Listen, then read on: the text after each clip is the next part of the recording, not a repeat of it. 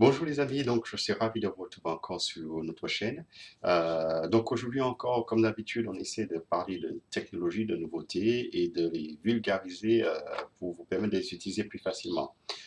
C'est à peu près le thème que chaque fois j'essaie de vous présenter pour justement vous donner l'envie de changer de technologie, pas juste pour changer, mais vraiment avoir des technologies qui répondent à vos besoins et qui vous facilitent la vie. Donc, depuis des années, j'utilisais mon fameux disque dur externe que tout le monde connaît. C'est mon disque dur mécanique, d'accord, 2.5. Donc, c'est la taille du disque dur, avec mon port USB-A que tout le monde connaît. Donc, on sait que ce type de disque dur, on les connaît depuis plus de 20 ans. Ils sont dans nos PC, que ce soit PC portable, ordinateur fixe, tout autre.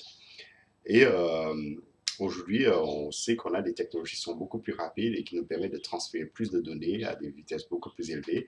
Donc, promis, on ne parlera pas de vitesse de transmission, on ne parlera pas de mégabits par seconde et tout ça, parce que le but, c'est de vulgariser et pas de vous ennuyer avec tous ces termes techniques. Je laisserai ça à des pros s'ils ont envie de se lancer là-dedans pour en discuter, mais avec vous, comme d'habitude, on reste au plus simple. Voilà, notre disque dur externe 2.5, l'intérieur, comme d'habitude, qu'on avait dit, c'était ça. On a vraiment un disque qui tourne à l'intérieur de notre disque dur avec une tête de lecture qui se déplace pour euh, écrire ou relire les données.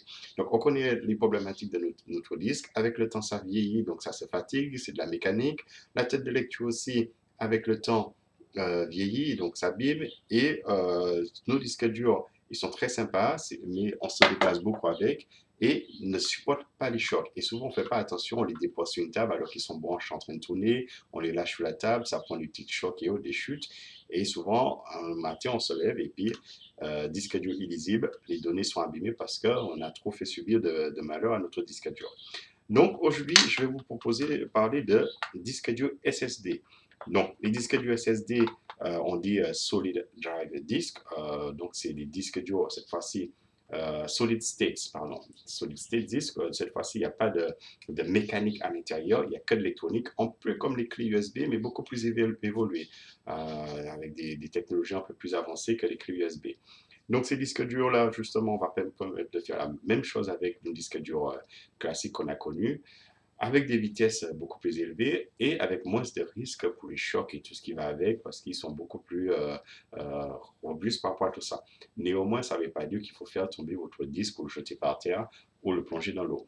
Donc, j'ai commandé mon disque dur. Donc là, c'est un disque dur de la marque Crucial. Je profite pour dire, je n'ai pas d'intérêt avec Crucial. Je ne les connais pas, ils ne me connaissent même pas. Je fais mon truc comme d'habitude de mon côté, justement pour vous présenter les technologies que vous pouvez faire avec. Mais je n'ai pas de partenariat. Donc voilà, ne vous inquiétez pas. Si vous trouvez d'autres marques qui vous plaît, prenez tout simplement et pas forcément la marque Crucial. Donc voilà, j'ai reçu mon disque dur effectivement dans sa boîte. Donc vous allez voir, c'est assez sympa, assez petit. Voilà, c'est pas plus gros que ça. Si je compare les tailles entre mon disque dur 2.5 que je trouve souvent dans les ordinateurs portables, mais qui est là dans un format disque dur externe, et mon SSD, on va voir que voilà, il n'y a pas photo. En matière de taille, c'est plus sympa. Et je vous avoue, moi qui aime bien mettre des choses dans ma veste, parce que j'aime bien porter des vestes, là, je pourrais les mettre dans la veste et je n'ai pas de risque de déformer la poche. Voilà, c'est tout mignon, c'est tout sympa, c'est tout léger, ça pèse pas grand-chose, c'est agréable, on dirait cookies, bon, pour ceux qui l'aiment. Bon, déjà, premier problème, quand vous allez recevoir votre disque dur, vous allez vous retrouver face à ce fameux truc, machin chose-là qui fait tourner la tête de tout le monde. Votre connecteur sur votre disque externe, votre disque SSD externe, c'est un connecteur de type USB-C. Or, dans la plupart de vos ordinateurs, vous avez l'habitude avec ce qu'on appelle le USB-A, qui a eu la version 1, version 2, version 3. Donc, les versions, souvent, c'est la vitesse qu'on augmente aussi, on améliore la vitesse de transmission des données. Mais voilà, sur votre disque dur, vous n'avez pas de port USB-A, USB classique, mais un port USB-C. Donc, les ports USB-C, vous allez voir qu'ils apparaissent de plus en plus sur les machines, que ce soit ordinateur portable ou même les téléphones, que ce soit chez les ordinateurs classiques ou chez Mac. Vous savez, Mac, c'est aussi un ordinateur classique, mais bon, c'est une façon de dire chez tous les grands fabricants et aussi chez Apple, parce qu'Apple avait toujours tendance à faire route à part. On trouve l'USB-C. Donc, si vous avez un ordinateur portable sans port USB-C, ça va vous poser un petit problème, mais néanmoins, le fabricant a pensé au problème. Il a créé un adaptateur qui va vous permettre de brancher votre USB-C sur l'adaptateur et le transformer en USB-A, classique que vous connaissez. Petite subtilité, au moment que vous allez brancher, faites juste attention, il y a un détrompeur pour le mettre dans le bon sens.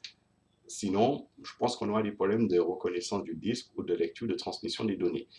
Donc voilà, il faut l'adaptateur. L'adaptateur n'est pas fourni avec le disque dur. Donc ça veut dire qu'il faut racheter l'adaptateur en plus.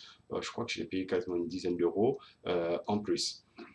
Sinon, vous avez aussi des câbles qui existent déjà avec les deux technologies de côté, les deux connecteurs. D'un côté, l'USB-C et l'USB-A. Donc si vous avez déjà un câble comme ça, ce n'est pas la peine de racheter l'adaptateur. Prenez votre câble, utilisez, c'est très bien.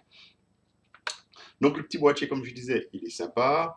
J'ai d'un côté mon port USB-C, d'accord, que je vais pouvoir brancher là-dessus, et je vais pouvoir le brancher sur mon PC soit avec mon câble USB-C ou l'adaptateur si mon ordinateur n'a pas de câble de port USB-C. Petit regret, ce que je regrette sur ce petit boîtier, c'est que quand on le branche, on n'a pas de LED d'indicateur qui nous indique que le boîtier est branché ou bien en cours de fonctionnement ou de transmission. C'est vrai qu'on aime bien avoir une petite LED qui clignote, qui nous dit voilà, le boîtier est en cours et puis voilà, on sait qu'il se passe quelque chose. Là, il n'y a pas de LED, donc c'est peut-être quelque chose qu'il faudra que le fabricant corrige parce que voilà, ça rassure d'avoir une petite LED qui clignote sur le système. Deuxième problème que j'ai eu, j'ai commandé une première fois le boîtier. Je l'ai reçu, donc quand j'ai branché sur Windows, mon PC Windows, ça n'a jamais voulu fonctionner. Il se connectait, il se déconnectait, il se connectait, il se déconnectait. Et souvent, la machine me disait qu'il y avait un problème, le matériel branché, connecté n'a pas pu fonctionner, qu'il y avait un souci. À la fin, j'ai eu marre, je l'ai renvoyé, j'ai recommandé un nouveau et j'ai eu le même type de problème. Donc, du coup, je sais que donc, avant de l'envoyer, je l'ai essayé sur d'autres PC Windows et j'avais le même problème aussi. Il a du mal à se connecter sur les Windows. J'ai connecté sur Mac et sur Linux, ça marche très bien. Et sur Windows, je ne sais pas pourquoi ça ne marche pas. Donc, j'ai quand même fait un peu de recherche et j'ai vu que sur les forums, d'autres problèmes, d'autres personnes avaient les mêmes difficultés quand ils connectaient sur Windows en disant qu'ils ne le reconnaissaient pas forcément. Autre chose que les personnes ont signalé, c'était un problème de température en disant que ça chauffait énormément, que c'était des vrais radiateurs électriques. Donc, à vérifier, je ne l'ai pas encore testé sur le long terme pour voir effectivement si on a un problème de température. J'espère que ce n'est pas le cas parce que le but de ça aussi, c'est d'avoir quelque chose d'agréable, de transférer les données, de partir avec et pas avoir un radiateur dans la main. Même si pour l'hiver, ça peut être sympa, mais bon. Donc, voilà, mon problème, c'était ça. C'est que le deuxième que j'ai reçu, finalement, j'ai pu le formater. Il a été reconnu par mon PC. Mais même le fait d'avoir été reconnu par mon PC que j'ai devant moi, sur d'autres PC Windows, ça ne marche pas. Il plante les PC et parfois, je suis même obligé de redémarrer l'ordinateur. Donc, il y a véritablement un problème. Je pense que le fabricant va se pencher dessus parce que j'ai vu que sur les forums, les gens gueulaient dans tous les sens. Donc, à un moment, ils vont devoir se poser la question, le pourquoi du comment. À savoir que le petit boîtier aussi, il est formaté en exFAT. Donc, c'est sympa parce que le fait d'être formaté en exFAT, ça nous permet d'utiliser sur Windows et sur Mac en même temps, et même sur Linux. Vous savez, habituellement, vous avez votre disque dur, vous le formatez en NTSF. Quand vous formatez en NTSF, vous pouvez sur un PC Windows faire de la lecture, de l'écriture. Par contre, quand vous irez sur un Mac, vous aurez un problème, vous allez pouvoir faire de la lecture, mais pas de l'écriture. Et vice-versa, si vous formatez un disque dur sous Mac en utilisant le format Mac et journal étendu, Mac étendu journalier, ben, vous allez sur Mac pouvoir écrire et lire, mais quand vous allez arriver sur Windows, ça va vous poser un problème, vous allez pouvoir lire, mais pas écrire. Et donc, le fait d'utiliser le format exFAT, on ne va pas entrer dans les détails des différents formats qui ont été créés depuis l'utilisation des disques durs, mais ce format permet justement d'être compatible avec Mac et Windows dans la lecture et l'écriture, et Linux aussi, que ce soit lecture et écriture sur Linux, ce format permet de le faire. Donc la bonne nouvelle, c'est que c'est déjà le cas, c'est déjà formaté pour vous.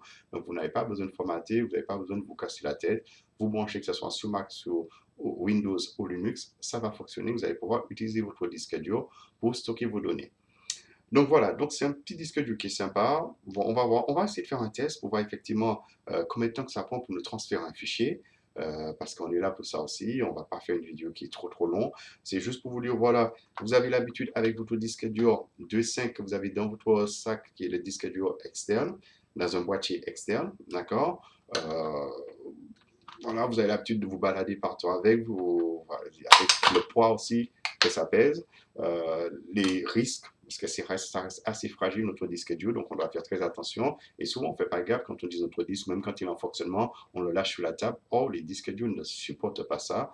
On fera une vidéo, si vous voulez, sur la technologie du disque dur mécanique pour voir comment ça fonctionne, la tête de lecture qui est je veux dire, en suspension, si j'ose dire, mais voilà, ça ne touche pas les disques, mais ça flotte à quelques nanomètres du disque. Donc, des vibrations, quand des chocs, parfois peuvent faire entrer la tête en contact avec les disques et causer des dégâts à ce niveau. Voilà, on peut faire pas mal de vidéos pour parler de tout ça. Si ça vous intéresse, pas de souci. Donc, oui, c'est un peu comme une clé USB, mais beaucoup plus évoluée. Voilà, voilà, c'est l'idée de la technologie. Et donc, on va essayer de faire un petit test. On va essayer de transférer un film pour voir ce que ça donne. Donc, je vais naturellement prendre mon câble fourni USB-C fourni avec le système. Comme sur mon PC, j'ai pas de port USB-C, donc j'ai encore mon USB-A. Je vais rajouter mon adaptateur tout en faisant attention à mon détrompeur qui est là-dessus, d'accord, qui est de ce côté-là. De toute façon, il y a une espèce de logo au petit rond là-dessus qui nous permet de voir que ça prend ça, mais alors que l'autre côté, il n'y a pas. Je ne sais pas si vous voyez bien les deux côtés. Hop, je vais essayer de focaliser un peu plus la caméra. Voilà, vous voyez là, on a une petite un genre d'ovale, alors que de l'autre côté, il n'y est pas. D'accord. Je vais le brancher sur le PC. D'accord. Donc, on a branché notre disque. Et maintenant, je vais aller sur mon disque dur pour essayer de transférer un fichier. Donc, on va se passer là-dessus. Comme ça, vous allez voir aussi. Donc là, j'ai mon disque dur qui est apparu, qui s'appelle Walk, sur mon système. J'ai un film ici. Donc, deux choses déjà. Le film, je vais voir combien ça pèse à peu près. Donc, je vais aller dans les propriétés de mon film. Et je vois que c'est un film qui pèse... je sais même pas c'est quoi ce film d'ailleurs, tout ça sort. Bon, ça pèse à peu près 6 gigas, allez, 6 gigas 60. Je suis en train de me demander d'où sort ce film. Mon disque dur ici, je vais aller voir les propriétés de mon disque dur. Ici, c'est simple, donc je vois bien que je suis en exFAT. D'accord, j'ai 1 Tera, donc voilà, comme d'habitude, il y a toujours un peu d'espace qui est gardé par le système pour son usage perso, et j'ai déjà mis quelques je crois, un film ou autre là-dessus. Donc voilà, il y a l'espace utilisé, 21 gigas. D'accord. Donc maintenant, je vais prendre mon film, donc je vais faire un copier. Je vais rentrer dans le disque dur. Donc on fait la même chose qu'on a l'habitude de faire, que ce soit sur un disque dur ou une clé USB. Je vais venir coller ici. Hop, et on va regarder le temps que ça met. Donc pour quelque chose qui fait à 6 gigas, ouais, c'est pas mal. Moins de 20 secondes à peu près pour transférer 6 gigas de film. Donc, effectivement, la vitesse est là et je vois que c'est écrit à peu près, allez, on est à peut-être 340 mots par seconde. Bon, premier, on avait dit qu'on ne rentrait pas dans les détails des vitesses, mais là, déjà, vous allez voir un film qui fait 6 gigas, la vitesse de transmission, c'est pas mal. Donc, voilà, donc je vais déconnecter le disque donc, parce qu'on a fini de transférer. Comme d'habitude, on le débranche de la même manière qu'on débranche notre disque dur à l'ancienne. Donc, dans les paramètres, on va faire injecter le disque, tout simplement. Oh. Donc, voilà, je suis à nouveau avec vous.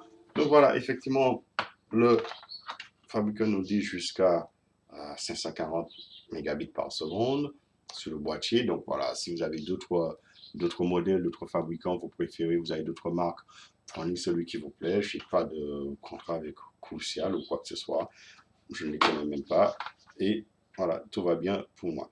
Voilà, donc voilà notre petit disque dur SSD 1 Tera. Donc c'est un modèle Crucial X6 SSD portable de 1 Tera. Et voilà, c'est pas mal. Donc à part les petits événements que j'ai relevés, l'absence de LED qui nous indique qu'il y a quelque chose qui se passe, qu'il y a un transfert de données, ou la problématique avec les PC Windows, parce que j'ai effectivement essayé sur 4 autres PC avec Windows, et sur ces 4 PC, ça plantait, et au point parfois j'étais obligé de redémarrer le PC parce que c'était complètement planté. Je ne sais pas encore trouvé pourquoi. Donc je vais chercher un peu plus d'informations là-dessus. Sur Mac, pas de problème, on le connecte, ça reste branché, il n'y a pas de souci. Sur Linux, parce que je utilise Linux, qui est aussi un autre système d'exploitation pour ceux qui ne savent pas, qui peut être une alternative à Windows, ça marche aussi sans problème. C'est que sur Windows que ça pose des petits soucis. Et c'est pas mon PC parce que j'ai essayé sur d'autres PC. Donc voilà pour aujourd'hui. Donc je disais, voilà, un petit disque dur SSD pour remplacer les disques durs HDD qu'on avait l'habitude d'avoir, qui étaient un peu plus gros, beaucoup plus plat, beaucoup plus simple, voilà, à mettre dans sa poche. Le connecteur USB-C qu'on retrouve de maintenant sur de plus en plus tous les appareils, qui remplace l'USB-A qu'on a connu. Mais si vous n'avez pas l'USB-A, pas de souci, l'adaptateur est disponible, vous pouvez commander. Ce n'est pas fourni avec le disque dur, il faut l'acheter en plus. Et vous allez pouvoir transférer vos données à des vitesses beaucoup plus élevées, les stocker, moins de risques liés aux chutes, aux mauvaises manipulations du disque dur. Ça ne veut pas dire non plus qu'il faut lâcher votre boîtier SSD de 2 mètres ou autre, parce que là aussi, c'est pas indestructible. Mais voilà, vous avez pas mal de choses que vous allez pouvoir faire avec, stocker maintenant des films. Il faut savoir que les prix ont vachement baissé, même si c'est un boîtier qui coûte quand même plus de 100, je crois qu'il coûte quand même plus de 130 euros, si je me trompe pas, je vais vérifier ma facture, mais je crois que j'ai quand même payé 130. Et le petit connecteur comptait quand même 9 euros. Il faut dire que la technologie SSD, c'est une technologie qui n'est pas trop ancienne. Donc, même si on arrive à trouver des disques durs de ce type à peu près une quarantaine d'euros, entre 40 et 50 euros, ça dépend de la marque. Les SSD sont encore un peu élevés, donc voilà, va falloir mettre un peu les moyens. Voilà. Mais sinon, ça marche bien, c'est assez sympa et on gagne pas mal de temps avec. Donc voici, voilà pour aujourd'hui, les amis. Donc voilà, j'espère vous retrouver prochainement pour d'autres vidéos, d'autres tutos, pour vous donner des petites tendances, des technologies que vous pouvez utiliser simplement pour remplacer celui que vous avez déjà, ou bien justement pour faire un upgrade de votre façon de consommer la technologie aujourd'hui. À ciao et à la prochaine. Bye.